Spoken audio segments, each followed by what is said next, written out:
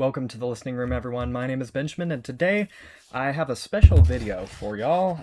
This is going to be going over and reviewing the new studio album from Deep Purple, their 25th album, I believe. I could be completely wrong in that, but studio album Splat. This is the signed copy, or at least the signed thing that I found. It's really cool. Every one of the bands signed it, and I'm just really grateful for that. That's really neat to see, but this isn't really what I'm reviewing. It's not the signatures. I'm going to set that elsewhere. It is going to be the box set. Oops.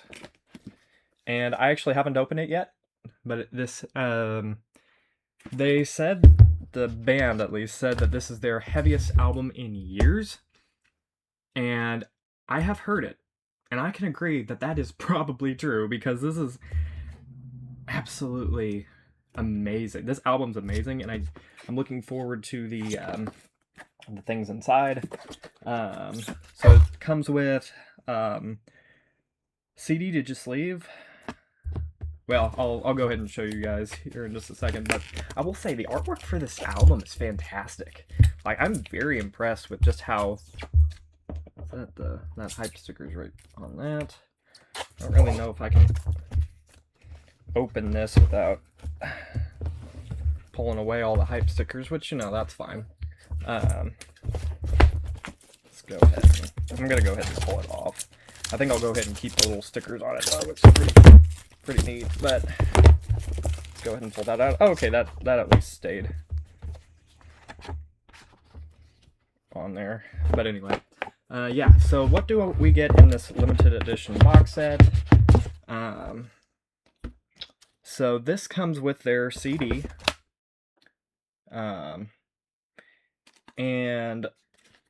I will just say, like, if you are ever interested in getting this album, please do.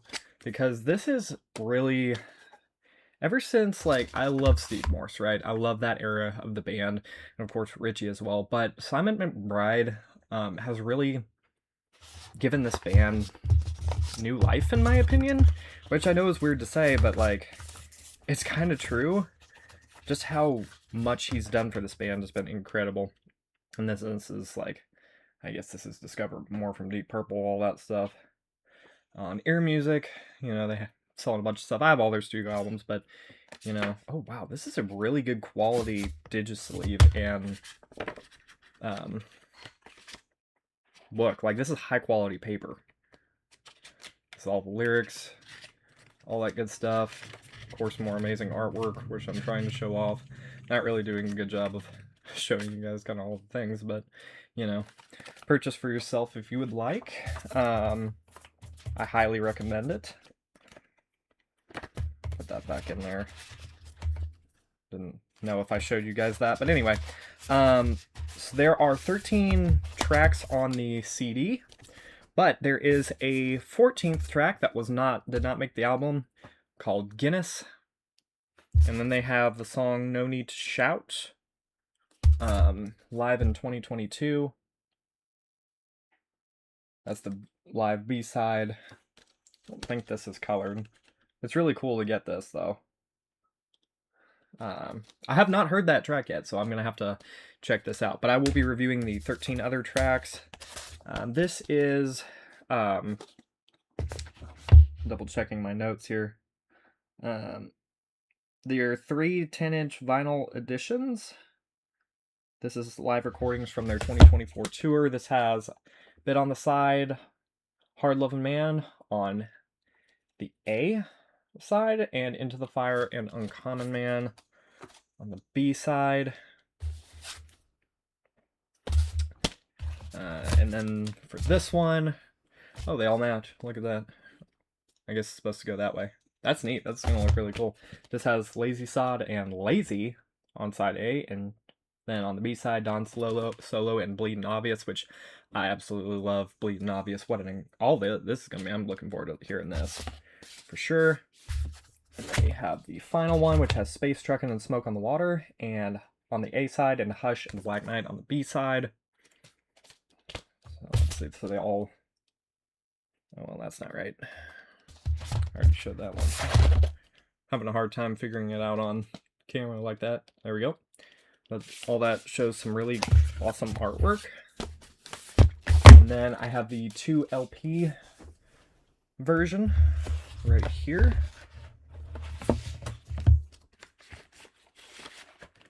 Gatefold. So that's kind of what it shows from the singles. Really great artwork.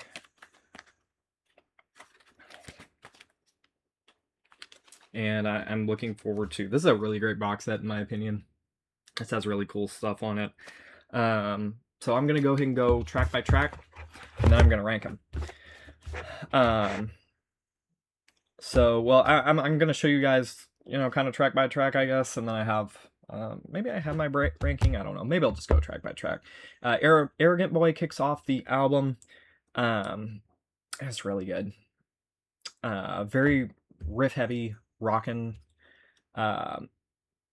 song. I'm looking at this. That's interesting the way they put it on there. Diablo's next, also very heavy. And just really great way to kick off the album. The Rider goes a little bit more mellow. Still, you know, rocking, all that kind of stuff. I'm trying to think, probably the softest song on the album is Sacred Land, I want to say. But that's track 6, sorry. Lunatic is really heavy. Like, they go from the Rider, which is a little bit of a softer tone, to take it a notch down, and then crank it way back up with the Lunatic. It's really heavy, really rocking. Only Horse in Town's good. I think that one's a little bit more of a mellow song. Sacred Land comes in next. It's a little bit more ominous sounding, which is interesting, but it's really good. And then The Beating of Wings. I'm trying to think. I've heard all these tracks multiple times, but sometimes I get mixed up in my head because I'm listening to so much stuff all the time, especially Deep Purple right now, because I want to do an album ranking soon. Oh, my hair's going crazy back there. Beating of Wings is good, though. It's probably not one of my more favorite songs on the album, which I'll kind of show you all in my ranking. Guilt Trippin' starts off with a nice piano, and then it cranks up the heaviness really quick, and then goes all the way through, and then ends the song on another soft piano note of the same sound. That's really good. Scribbling Gibberish is really heavy and great. And then Jessica's Bra, which is... Honestly, I didn't know when looking at the track listing what the heck that song was going to be, but that one honestly is really catchy, and it's a fun song, for sure. Third Call, I don't know if people are going to be talking much about that, but that's a really I can't say it's underrated yet. Nobody's really heard this album, I don't think, but if anybody hasn't mentioned it, it'd be underrated because it's really good. It's the 11th track on the album. It's really heavy and really memorable. My New Movie's pretty good. I enjoyed that track, but it's definitely not as memorable for me. It's a good rocker, but it's not as memorable as a lot of these tracks. And then the final track, Splat, is a really great way to end the album. I wasn't 100% sold on that song at first, but when I re-listened to it, I definitely got that song. I think that's a really great way to end the album. So I will go ahead and pull out my ranking real quick. So my least favorite song is The Only Horse in Town. It's not bad, it's just not as enjoyable for me as the rest. And then, of course, The Beating of Wings and My New Movie. They're not as memorable for me, and they're just not as heavy crunch and rock as I like. The Rider actually would be next. This one I didn't really like much at first. I really liked the intro keyboard work, and then it kind of just switched to a little bit more slow chugging rock, which isn't bad, but I really kind of wanted to see where the keyboard would have taken it throughout the entire song. I really think that would have been a lot better in my opinion, but the Splat is next, the 9th track on the album, or I'm sorry, 13th track on the album, 9th spot for me. It's good. I really like it. But compared to the rest of the album, it's just the entire album's so good. There's not a bad track on this album, just some that I'm not, Steph's got to come to the bottom if you're doing a ranking. Scribbling Gibberish is next. I really like that one. It might rise higher as time goes by, but for now I have it at number 8. Number 7, I'm going to go with Third Call because it's just really good, and I think that's...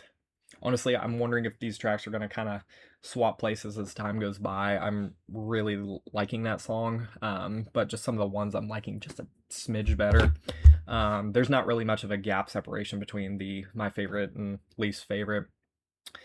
Guilt Trippin', I think that was a single. I think that was the final single they did, but I could be completely wrong. I don't know. I don't remember what all the singles were. But that's a really, really good song. Really, really enjoyed it. Jessica's Bra definitely surprised me.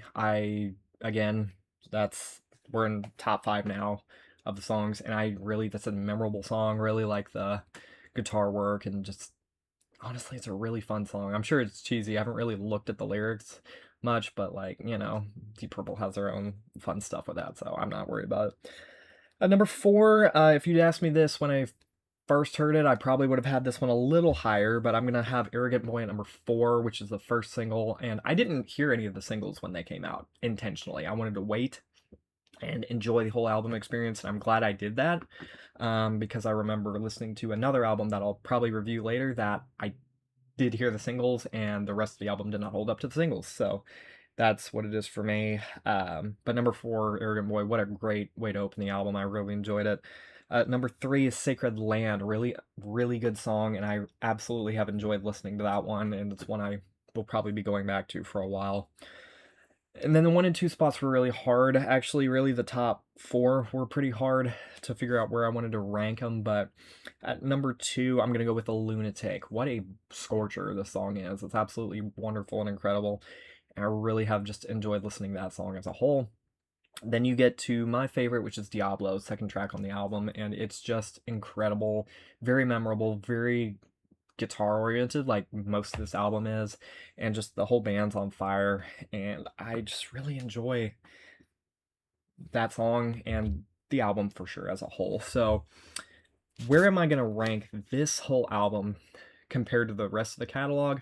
Hard to say, because I'm going to do an album ranking, but I'm going to figure it out. Are there 2 discs or just 1? Just 1. Oh, interesting. I didn't notice that at first that the artwork is kind of 3D-ish a little bit. There's some texture to it. Really impressed with this. Not gonna lie. I am going to be keeping this out along in the other Deep Purple catalog, which is this shelf right here. So I'm gonna be keeping that out with everything else. So I would say this album's 4.5 out of 5. Easily. It could be a 5 if as time goes by, as I keep listening. This is an incredible album. When I heard Equals One for the first time, and I didn't even hear that until this year for some reason, at least not all of it, I heard everything. I was like, wow, this is really good. And then I heard Bleeding Obvious. I was like, this is really guitar oriented. Feels like a foreshadowing for the next album, and they knock it out of the park. I think this is definitely their heaviest album since either Perpendicular. I think honestly it's heavier than Perpendicular, probably even the Splat's their heaviest album since Equals One, but that one, honestly, that's probably as heavy as the Battle Rage is on, because that's a pretty heavy album in a lot of ways, in my opinion. But or at least in my opinion, I haven't heard Bananas yet, but I don't know if that one's super heavy or not. But anyway, absolute wonderful album. Deep Purple is just crushing it right now, and I really hope they release at least a couple more albums, if not more, with Simon McBride and Bob Ezrin's continuing to produce for them and crush it. And honestly, Ian Gillan sounds amazing. The whole band sounds amazing. It's just impressive how this band has been doing it for so long, since the 60s, and just has been crushing it. And honestly is not necessarily better. They're not better than the classics, obviously, but in my opinion, but they've just been crushing it out of the park ever since probably Now What, or Rapture of the Deep was great, but I would say Now What. They've been just killing it ever since they've reunited with Bob Ezrin, and oh my gosh, it's just been doing so well. So yeah, definitely check this album out if you haven't. Deep Purple album ranking coming out soon. I only have a few more albums to listen to, and then I will be excited to do that. So thank you all so much for watching. Please check out Splat by Deep Purple, and thank you all so much for watching. Subscribe, like if you haven't, and I will see you all in the next video. Take care, everybody.